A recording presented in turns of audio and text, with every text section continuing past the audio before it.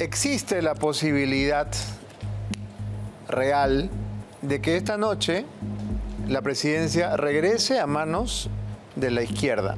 Y quisiera con eso comenzar esta conversación con nuestro invitado de esta noche, que es el periodista Jaime Altaus. Buenas noches, Jaime. Buenas noches, Beto. Gracias por la invitación. ¿Parecía posible esto hace una semana? Bueno, lo que se dijo hace una semana es que era un error precipitar la opción equivocada, que era la de la censura a la mesa directiva, que no era constitucional. La vía constitucional era la vacancia, y eso tiene su tiempo y tiene un mayor requisito de votos. Entonces, adelantar esto era una cosa peligrosa, es decir, podía provocar cualquier resultado, y ese cualquier resultado se está produciendo ahora. Es decir, de repente Balcázar termina ganando la presidencia de la República, y sabemos perfectamente quién es Balcázar, ¿no? ¿Quién es? Bueno, Balcázar es un abogado que fue juez, llegó a ser juez superior, incluso me parece que llegó a ser juez supremo provisional, fue destituido por el Consejo Nacional de la Magistratura, fue destituido por incompetencia y por otras razones, fue expulsado del Colegio de Abogados de Lambayeque por peculado, por acusaciones vinculadas a malos manejos económicos. Y en fin, es la persona que ha defendido pues el matrimonio infantil y que ha dicho que es muy conveniente para las niñas tener una experiencia sexual temprana porque eso, digamos, favorece su maduración psicológica. Cosas de ese tipo. Esta es la persona que podría terminar siendo presidente de la República por irresponsabilidad, por optar por la vía inadecuada, por la vía que no era constitucional para, digamos, retirar a Gerí de la presidencia, ¿no? Ahora, lo que se ha visto en la primera votación es que claramente hay un partido, no necesariamente de izquierda, que a todas luces está apoyando al candidato Balcázar, y ese partido es Alianza por el Progreso. César Acuña, probablemente llevado por el ego, por la soberbia, ha decidido esta noche enfrentarse a los dos cabezas de encuesta, digamos, Rafael López Aliaga y Keiko Fujimori, y tiene que haber dado la directiva de votar por Balcázar, porque de otra manera no se hubieran producido estos resultados. Son 17 votos los de APP que hubieran podido inclinar la balanza. Bueno, yo me pregunto si es que no ha habido alguna clase de intercambio, ¿no? de arreglo, porque Balcázar es de Lambayeque, es del norte, es decir, comparten una zona que de alguna manera es dominada por APP, de repente se conocen y han llegado a ciertos acuerdos. Recordemos que APP es un partido muy, digamos, dependiente de las ventajas que da el manejo presupuestal, ¿no? Todo lo que tiene que ver con la comisión de presupuesto. Ellos tienen muchos alcaldes, gobernadores regionales. Y entonces, negocian los ministerios, ¿no? A cambio de apoyo, y eso ha pasado hace ya varios gobiernos hasta Gerí. Así es. Entonces, tranquilamente pueden haber llegado a un acuerdo de esa naturaleza. Y no nos les debe haber ofrecido, si ustedes votan por mí, yo les voy a dar tal y tal presupuesto, tal y tal ministerio, tal y tal cosa. Como ha ofrecido indultar a Pedro Castillo. Efectivamente, claro, así es. Esa es la gran promesa para la izquierda, ¿no? Para la izquierda, así es, para la izquierda, efectivamente, para cierta izquierda, no toda la izquierda. No nos olvidemos, Jaime, que además el origen de César Acuña es la izquierda. Él comenzó siendo un diputado de izquierda. Sí, pues, efectivamente, hace siglos. Y luego, claro, fundó su partido y todo, pero la primera vez que él aparece en política era un diputado de Izquierda Unida. Sí, de Izquierda Unida. Ya nos hemos olvidado porque han pasado lustros. Sí, pues, efectivamente, sí, efectivamente. Bien, vamos a ganar un poco de tiempo y de información, porque claro, la votación tiene para buen rato, y nosotros, para tratar de entender todo este fenómeno absolutamente inesperado que está ocurriendo en el Congreso, vamos a ver una especie de recuento muy apretado, analítico por cierto, de lo que pasó en el último mes con la presidencia de José Gerí. Porque algunos pueden pensar que esta crisis ha durado meses, hemos sentido que ha durado meses, pero la verdad es que ha durado un mes exacto, Porque la primera denuncia que publica el semanario Hildebrand en sus 13, con la foto famosa de Gerí con la capucha entrando al Chifa de madrugada, se publica el día 16 de enero. Y Gerí ha sido defenestrado el día 17 de febrero.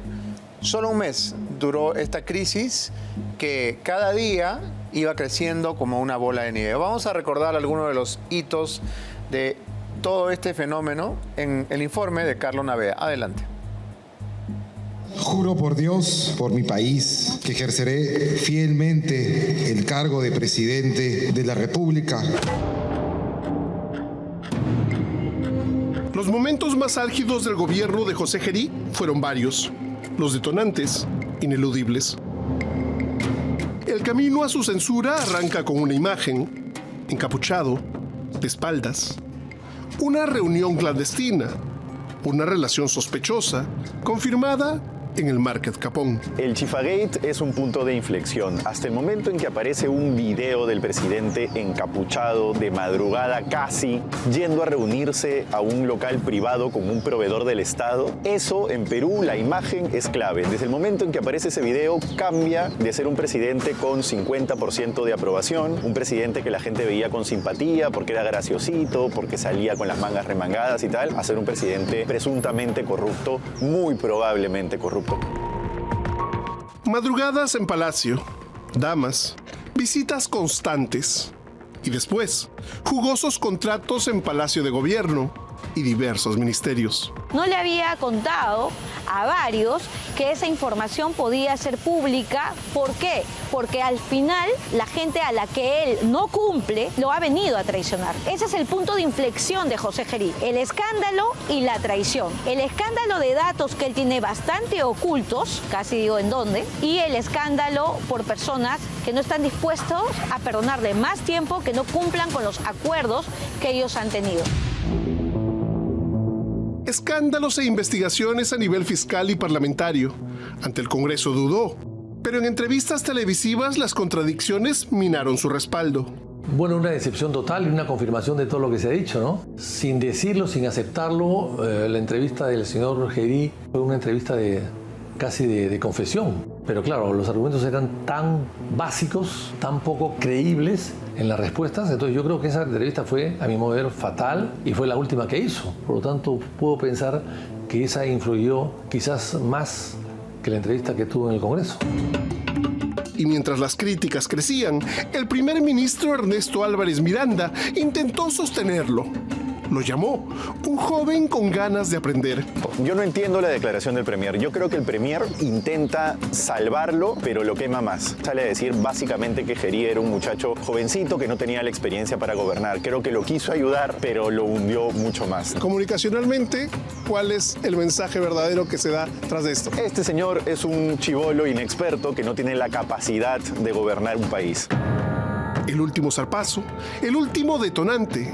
La fiesta en Cieneguilla, la celebración que desató la indignación nacional. Cieneguilla toca la vena sobre algo que el Congreso sabe que tarde o temprano les va a tocar a varios congresistas de la República. Toca la vena sobre la presunta red de prostitución y toca especialmente el recuerdo del asesinato de Andrea Vidal. Eso es lo que en varios que eran sus aliados, sus amigos, no perdonan y donde también están involucrados nombres de ministros. Gente muy importante formó parte de esa fiesta.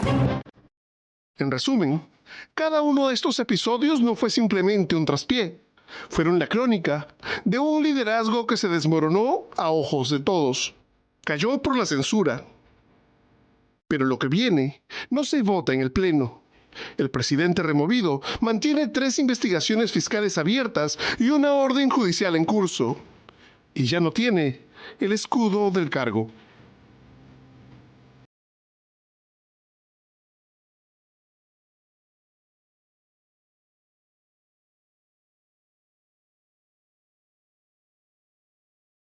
Bien, estaba durante el informe tratando de entender cuál ha sido esta sorprendente recomposición de fuerzas y el acuerdo, Jaime, creo que tendría que haber llegado más allá de solamente Acuña.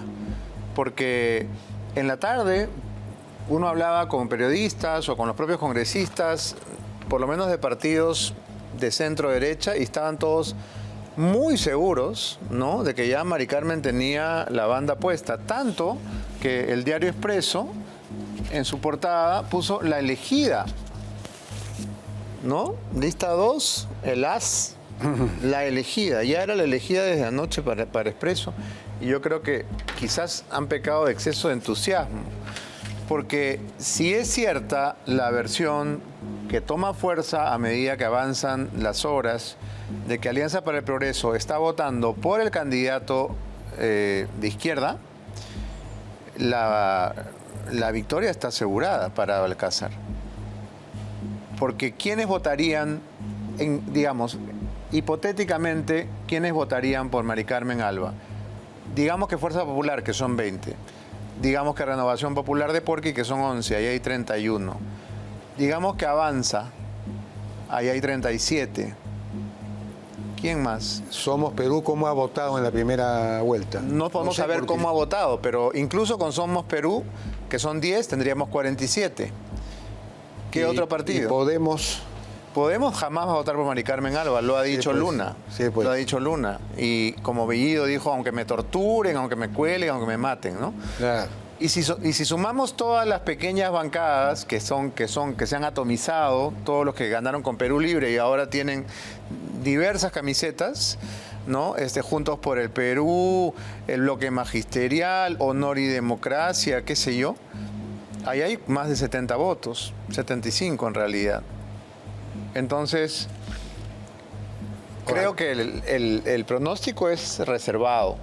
¿Qué pensarías que puede pasar más allá de lo que ya sabemos que significa que la izquierda retome el poder de una manera tan absurda? ¿Cuál sería la consecuencia inmediata? Aparte de la liberación de Pedro Castillo, por supuesto. Bueno, vamos a tener carta absolutamente verde, libre, para todo lo que tiene que ver con minería ilegal, con toda seguridad. La minería ilegal, de hecho, debe estar ya financiando alguna de estas campañas de los que están votando por Balcázar, y esto tendría más fuerza sin duda. Lo poco que se está avanzando en la lucha contra la inseguridad, contra la criminalidad, que sí se está avanzando algo, porque uno de los méritos que tuvo Gerí, sobre todo durante las primeras semanas, fue golpear las cárceles, fue romper el divorcio que había entre los poderes en la lucha contra la criminalidad. Sí, juntó al Ministerio Público con la policía y con el Poder Judicial y empezaron a trabajar conjuntamente por primera vez en mucho tiempo. Y eso todavía falta afiatar un poco, pero se avanzó. Mucho más trabajo con los gobiernos locales, con los comités distritales, en fin. Hubo algunos avances, salieron algunos decretos legislativos interesantes, se capturó también a algunas organizaciones criminales dedicadas a la extorsión en Lima, las más importantes, fueron capturadas, el Monstruo, el Jorobado, los Zetas. Bueno, el Monstruo fue capturado por la policía paraguaya, ¿no? No, pero con trabajo de la policía peruana. Y con ayuda de la policía peruana al propio Monstruo, ¿no? Sí, no. Vamos a contar la historia completa. Sí. No, pero ahí funcionó este dispositivo, este mecanismo que se ha trabajado entre la policía y la UIF, por el cual, gracias a un decreto legislativo que salió, la UIF puede solicitar a requerimiento de la policía información al banco de las cuentas donde se depositan las extorsiones. Entonces el banco en 24 horas le da a la UIF y a la policía la información de quiénes han depositado ahí, dónde ha ido ese dinero, y en base a eso es que se descubrió, se desmanteló al Jorobado, al Monstruo y todo lo demás. Después el tipo, en fin, pero digamos, ha habido algunos avances que en general no son reconocidos, y eso sin duda se va a detener. ¿Te pareció un buen presidente, Jaime? A mí me pareció que las primeras semanas en las que demostró una hiperactividad, contacto con la gente, con la prensa y todo. Era un cambio, pues, de A a la Z respecto de Boluarte, ¿no? Sin duda, yo tuve la oportunidad de entrevistarlo en esa coyuntura y el pulso de la gente era, por fin hay alguien que hace algo, que se mueve, ¿no? Que trabaja, que digamos, está despierto hasta altas horas de la noche trabajando. Pero esto fue una ilusión que se vino abajo muy rápido. Bueno, lanzó esto, pero ojalá no se pierda, estos avances en el tema de la lucha contra la criminalidad. Resolvió el tema de Petroperú, también fue importante, ¿no? En fin, hizo 2 o 3 cosas, pero ha sido pues una gran decepción finalmente lo que ocurrió, ¿no? Porque de alguna manera revalorizó la política, ¿no? La gente veía que había un presidente en el que creer nuevamente, ¿no? Es decir, la política de alguna forma se redimía. Pero eso hace más grave su conducta posterior. Claro, por supuesto. Porque no hay nada más vil que matar la esperanza de la gente en un país tan pobre como este.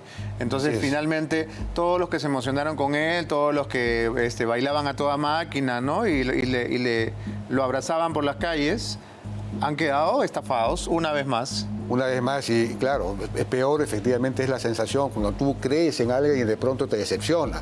Eso es terrible, y eso, en la medida en que de alguna manera el antisistema, el ambiente, el clima antisistema o anti-establishment estaba siendo moderado por la presencia de este señor, nuevamente, digamos, se alimenta nuevamente, ¿no? Entonces, ahora, eso puede ser peligroso para estas elecciones, efectivamente, porque la izquierda, de alguna manera, pues, que denunciaba el llamado pacto corrupto y todo lo demás, que fue el que puso a Gerí, en fin, cobra su predicamento, de alguna manera, cobra fuerza, ¿no? Ahora, las elecciones parecen pues un puente demasiado lejos, porque se va a elegir presidente hoy. Entonces, parece que las elecciones fueran todavía como en varios años. Hay un tema que creo que vale la pena subrayar, y es el hecho de que José Luna, el líder de Podemos, ha estado reclutando a una serie de figuras de izquierda. No siendo su partido un movimiento de izquierda, no queda claro qué cosa es Podemos más allá del partido de la Universidad Telesup y de Pepe Luna. Pero ahora ha reclutado a una serie de personajes de la izquierda y su bandera es el tema de indultar a Pedro Castillo. Si entrara un presidente de izquierda y lo hiciera antes, muy probablemente subiría los bonos de Luna y le permitiría, entre otras cosas, pasar la valla electoral, que es algo que ningún partido tiene pues comprado en este momento. ¿Hasta qué punto crees que haya sido posible que a lo largo de toda esta tarde se hayan ofrecido todo tipo de preventas, ministerios, manejos de, qué sé yo, de salud, ¿no? A cambio de este apoyo que parece que se está concretando, porque por lo menos Acuña y Luna funcionan más o menos así. Bueno, es lo que yo te decía al principio. Yo creo que en el caso de APP, de Acuña, puede haber pasado eso, ¿no? Hay un ofrecimiento de Balcázar a Acuña de que va, en fin, va a poner a su disposición el Estado, en buena cuenta, de alguna forma, ¿no? En el caso de Luna, claro, Luna tiene él disputa junto con otros grupos de izquierda la herencia, la supuesta herencia o el supuesto legado de Castillo, que yo no sé realmente cuán fuerte es, ¿no?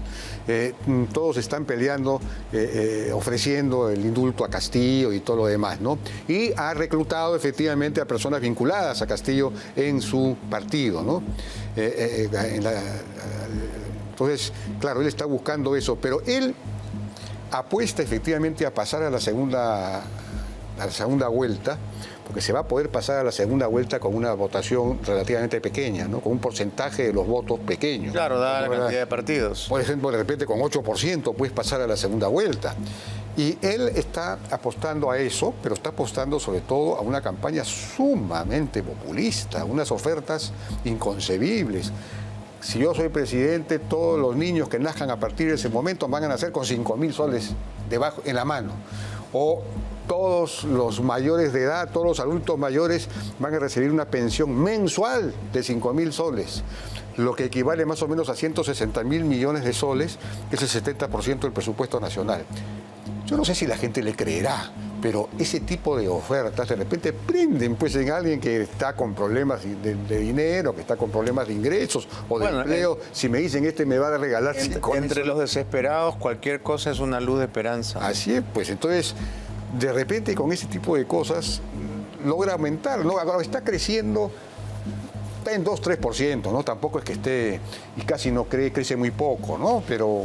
Ahora, me gustaría que revisáramos lo que ha pasado hoy en las redes sociales entre los líderes de los partidos de derecha.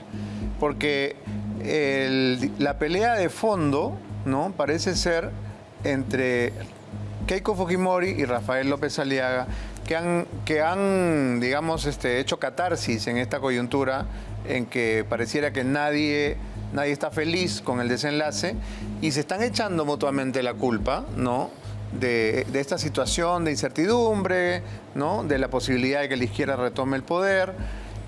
En redes sociales, y creo que tenemos los tweets, ¿verdad?, el día de hoy ha habido un enfrentamiento. Ahí está, Rafael López Aliaga tuitea lo siguiente: otra vez por venganza tras haber sacado a su nefasto presidente. Una fracción de Fuerza Popular, los llamados babies o viudas, estaría dispuesta a dar sus votos a Balcázar.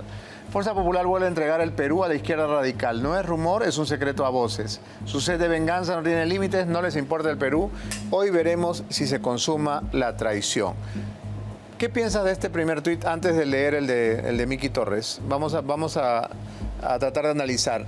¿Te parece posible que la bancada de Fuerza Popular vote por un candidato de izquierda? Es absolutamente imposible. Ese tuit es simplemente, no tiene ni absolutamente ningún fundamento, es casi delirante, ¿no?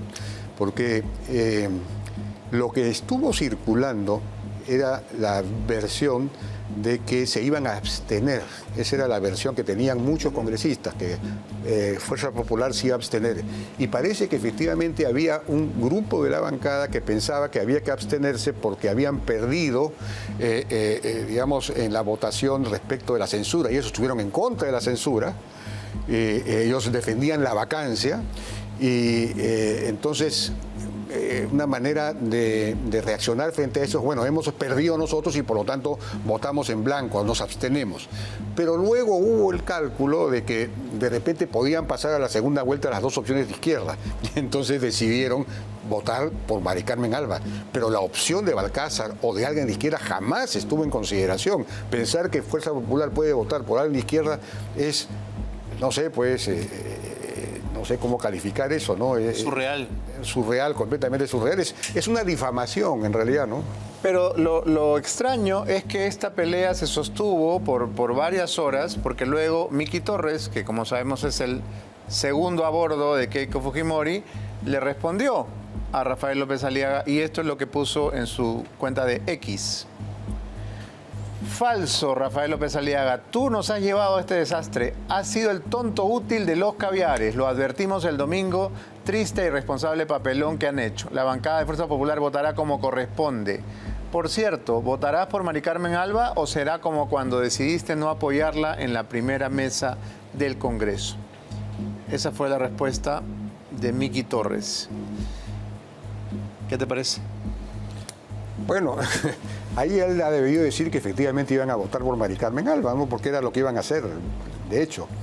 Pero parece que quería, de algún modo, Miki Torres generar esta sensación de incertidumbre que ha sido, digamos, el clima en el cual hemos entrado a la votación en el Congreso, porque nadie tiene claro para dónde va a disparar cada bancada. Ya sabemos que Acuña va con la izquierda, pero lo demás era todavía una incógnita. Que la campaña de Fuerza Popular fue que no había, digamos, precipitar la censura de Gerí era sembrar la incertidumbre,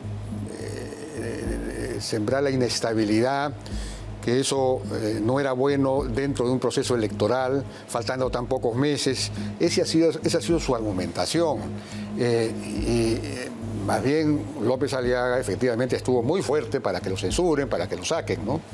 Entonces, digamos, Fuerza Popular aquí ha tenido un comportamiento, a mi juicio, responsable, en el sentido de que no ha seguido la corriente del cálculo político, del cálculo electoral.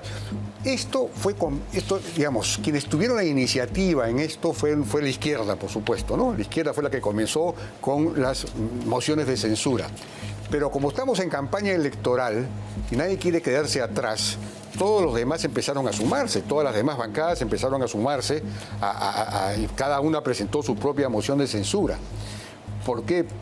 Con el cálculo electoral de que con lo contrario se perdería votos en la opinión pública.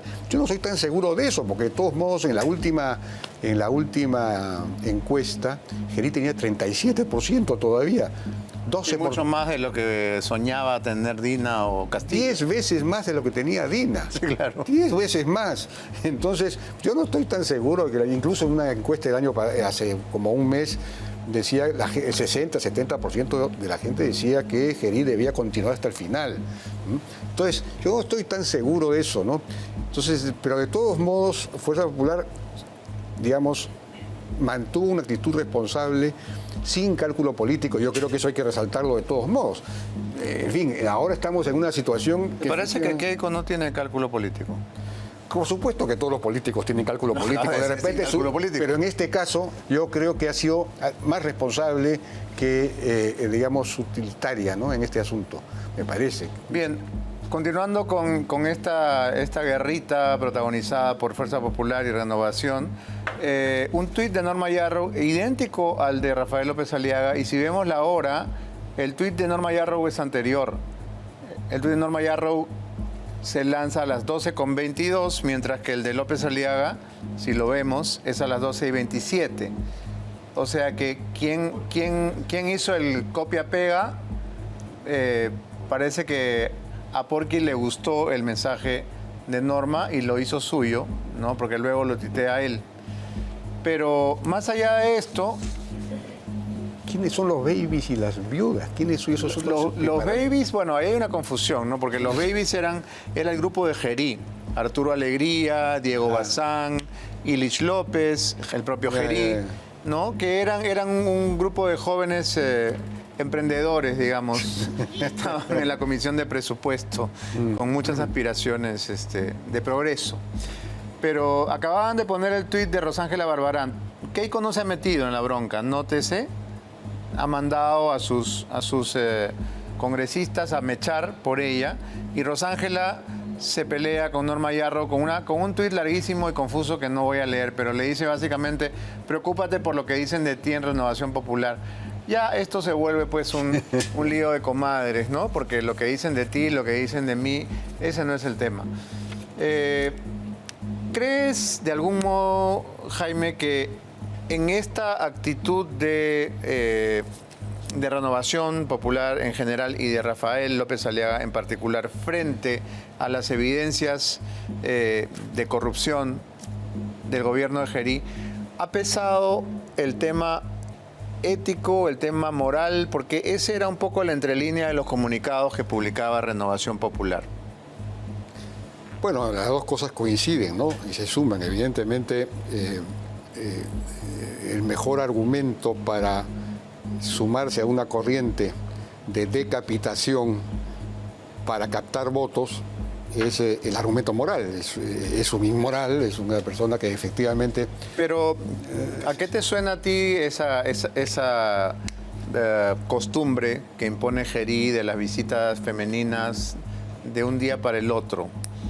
Yo sé que tú no eres una persona moralista, pero no se ve bien un presidente, ¿no? Evidentemente, es decir, a mi juicio es inconcebible que un presidente tenga reuniones particulares con empresarios que tienen demandas frente al Estado, o que efectivamente después contrate a damas, a niñas, a señoritas, luego de haber casi pernoctado con ellas en Palacio. Exacto. Aunque él dice que, bueno... Estaban trabajando porque él salía en las noches hasta las madrugadas y salía con ellas. Bueno, unas visitas alegres, digamos. Esas cosas, pues, efectivamente no corresponden a la dignidad del cargo. Absolutamente. ¿No? Efectivamente. Entonces, pero para eso lo que procedía era la vacancia, porque él era presidente de la República con plenos poderes, con todas las atribuciones, y por lo tanto lo que la Constitución establece que en esos casos, si es que hay incapacidad moral, como la habría en este caso, lo que procede es la vacancia. Entonces, no el procedimiento de la censura, que es un procedimiento que además ni siquiera da derecho a la defensa, es un procedimiento bárbaro. Sumario, bárbaro, que requiere apenas la mayoría simple de los votos de los presentes. Es decir, ningún país serio puede despedir a un presidente de esa forma. Entonces, lo que tú estás criticando aquí es la forma. Claro, así es. No se debió aplicar censura, sino vacancia. Y si hubiera sido vacado con todas las de la ley, ¿estarías de acuerdo? No, completamente de acuerdo. Yo también hubiera planteado la vacancia. ¿Por qué hubiera sido mejor la vacancia? ¿Porque hubiera sido más reflexiva, hubiera tenido más tiempo, hubiera podido defenderse, Gerí? Hubiera podido defenderse. Es decir, porque estás respetando el Estado de Derecho, estás respetando la Constitución de la República. No se trata de un linchamiento. Lo que ha ocurrido acá es una suerte de linchamiento en que la izquierda lanza la primera piedra y después todos empiezan a tirar piedras. Es decir, porque no quieren quedarse atrás, por cálculo político, ¿no? Entonces, el problema es, claro, que esto se ha cruzado con las elecciones. Ese ha sido el factor, digamos, galvanizador de este asunto, ¿no? Pero precisamente porque estamos en elecciones, cada pequeña decisión puede tener enormes consecuencias. Así es. Decía Marta Meyer Miro Quesada en su tuit hace un rato que si gana Balcázar y gana la izquierda, esto va a ser catastrófico para la candidatura de López Aliaga. Y Keiko le dijo en un video a López Aliaga que se había unido a los caviares a la izquierda. Vamos a recordarlo brevemente. Bueno, la verdad es que independientemente de lo que pase hoy, la elección del presidente transitorio del transitorio, porque este ya es el suplente del suplente, va a tener un efecto inmediato en las aspiraciones de cada grupo. ¿Qué sería mejor para las candidaturas de centro-derecha? Pensando en las elecciones, no pensemos en quién es mejor político o quién presidiría mejor el país, sino qué sería mejor electoralmente para Keiko y Rafael, que gane la derecha, que gane Mari Carmen o que gane un candidato de izquierda esta noche. Bueno, ahí paradójicamente, si ganara Balcázar, esto favorece las posibilidades de López Aliaga o de Keiko Fujimori. De acuerdo. Porque vas a estar en la oposición a un gobierno que seguramente va a ser desastroso. Porque imaginas Balcázar de presidente de la República, salvo que reciba una iluminación ¿no? divina. Yo no sé qué puede pasar en ese gobierno, ¿no? ¿Quién puede haber colocado a este caballero como candidato? ¿Esto es idea de Cerrón? ¿A quién se le ocurre? Bueno, él viene de Perú Libre, ¿no? Por eso lo pregunto, ¿no? Tal vez estamos todos siendo parte de un guión escrito por Cerrón. Bueno, de repente ha sido una iniciativa individual de él, ¿no? Bueno, se siente seguramente capaz de ser presidente de la República. Es que, Jaime, cualquiera puede ser presidente en este país. Sí, ya pues, está demostrado eso, ¿no? Sí, pues, efectivamente, ¿no? Ahora... Entonces, el peor de los casos es el mejor de los casos electoralmente para Keiko y Rafael. Sí, yo creo que sí, efectivamente, ¿no? Estás diciendo entonces que si gana Mari Carmen, su gobierno, por muy pulcro que sea, va a repercutir negativamente en las candidaturas de derecha. Yo no llegaría a afirmar eso, ¿no? Porque si es un gobierno honesto, un gobierno decente, un gobierno que de alguna manera cumple, entonces eso refuerza una imagen de la derecha, una imagen positiva de la derecha. Claro, el problema es que en 2 o 3 meses no vas a poder resolver el problema de la inseguridad. No, imposible. Y entonces van a seguir habiendo asesinatos, va a seguir habiendo extorsiones, y eso sí se le puede cargar seguramente políticamente desde la orilla de la izquierda al gobierno de derecha, ¿no? Entonces, claro, esto puede ser aprovechado por las candidaturas de izquierda sin duda, ¿no? Claro. Bien, continuamos conversando con el periodista y analista político Jaime de Altaus y queríamos escuchar unas declaraciones del decano del Colegio de Abogados de Lambayeque, doctor Enrique Rodas, que recuerda cuál fue la gestión de José María Balcázar, el candidato que está disputándose en este momento la presidencia de la República con la congresista Mari Carmen Alba. Escuchemos al decano del Colegio de Abogados de Lambayeque. Es increíble que José María Balcázar Zelala pretenda ser presidente de la República si este colega, en el periodo que ejerció el decanato 2019-2020, no ha rendido cuenta de los gastos y los ingresos y el egresos que generó en su época el mandante.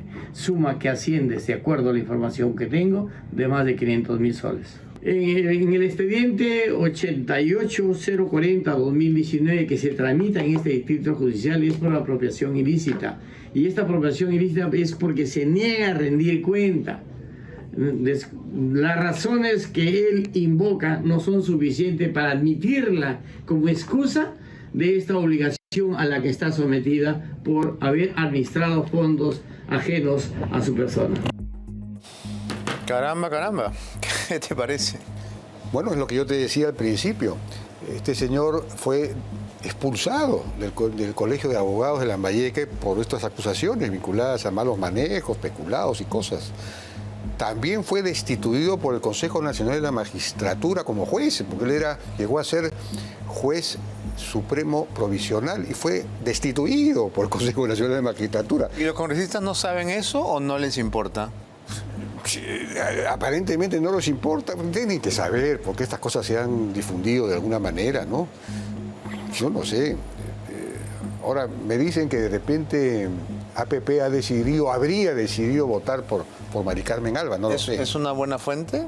Una buena, porque ya a estas alturas no se sabe. Porque yo creo que ¿sabe cuál es la buena fuente? ¿Cuál es la buena fuente? Pero, a ver, más allá de quién gane esta especie de tómbola en que se ha convertido la elección presidencial, lo que genera, Jaime, una sensación de hartazgo, de desaliento, es que siempre termina siendo una repartija.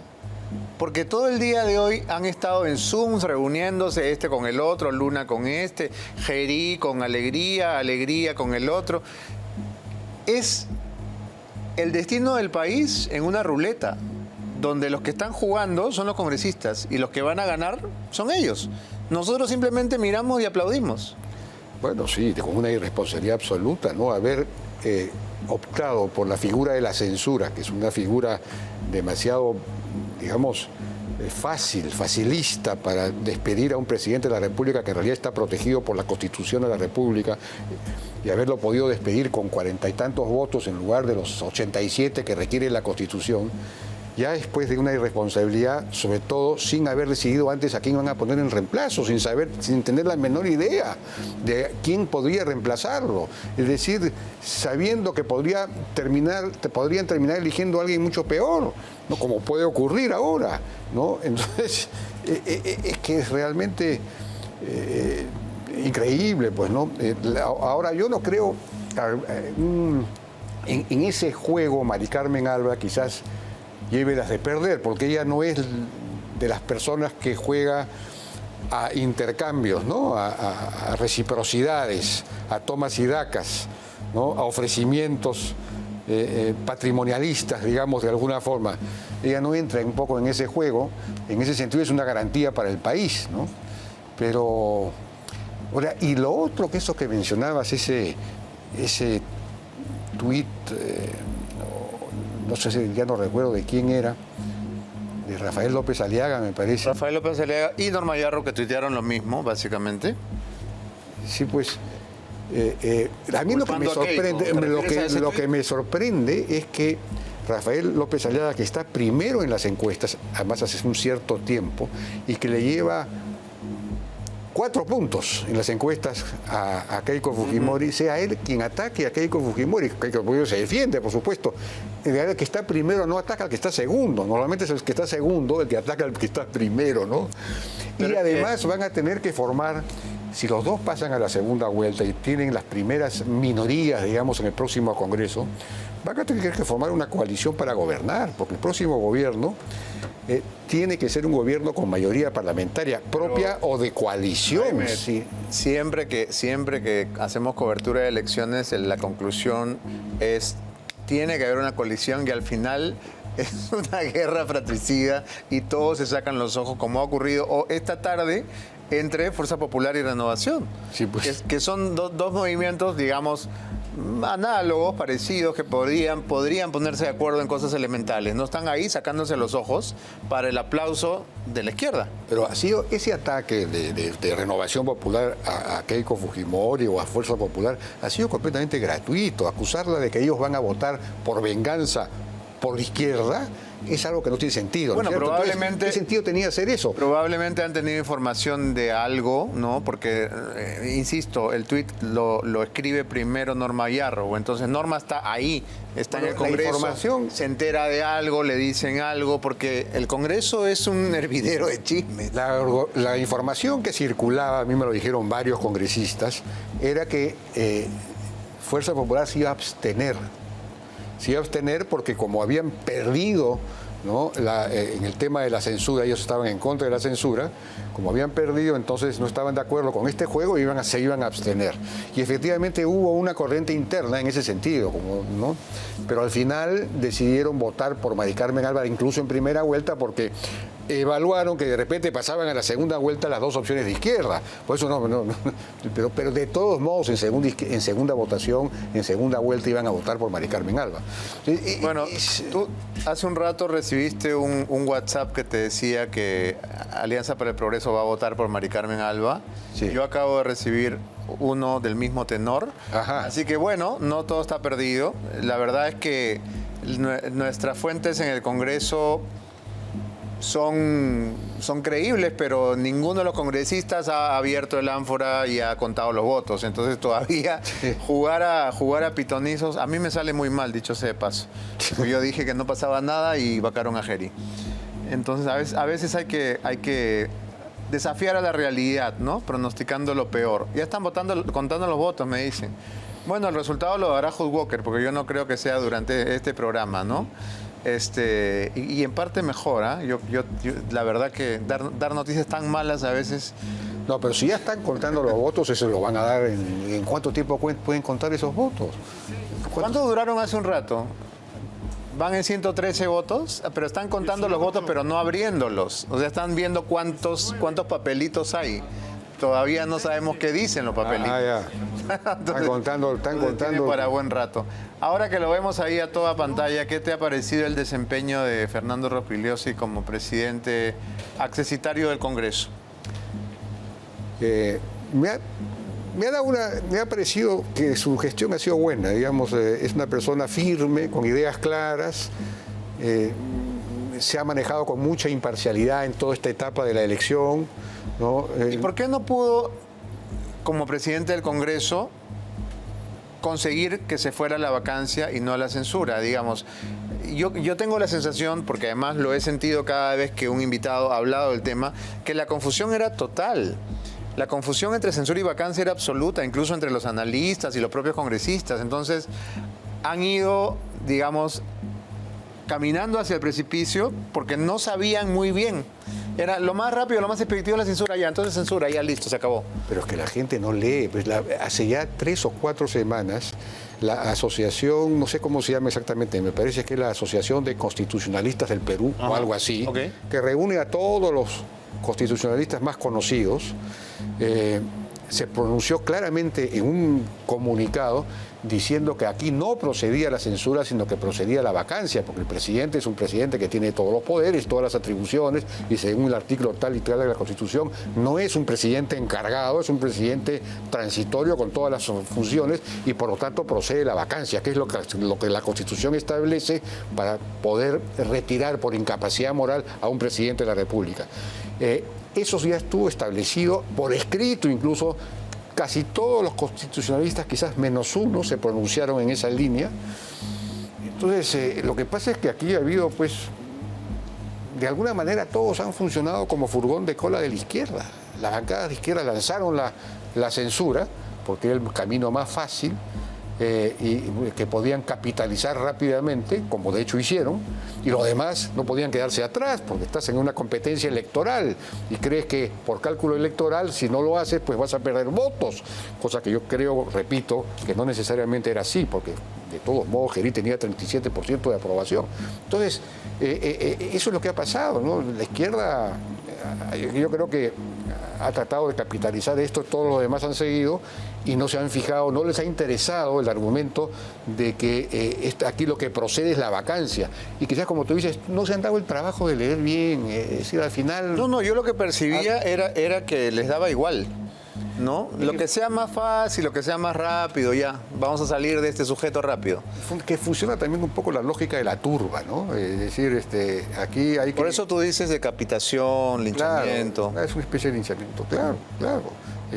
Bueno, nuestra política es experta en eso, ¿no? Sí, pues, una vez que se entra en esa dinámica es muy difícil sustraerse a ella.